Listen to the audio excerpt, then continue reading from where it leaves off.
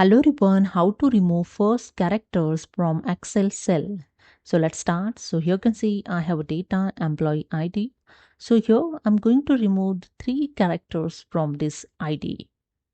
So here first select the cell and use this equal to, type here the right formula and select the cell, then use the comma, then type the lane formula and select the again text, bracket close and -3.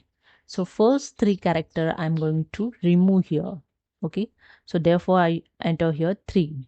After that bracket closed and enter. That's it. Now select the cell, use the Control C and paste here in below blank cell. That's it. You can see the remove the first three character. And the second way, I just remove this entire column. Second way, in first cell, type your number. So I just type here 1001. Now I select the first cell.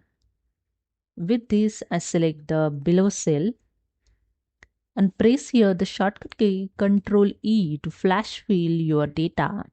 And you can see the number is extract from your employee ID.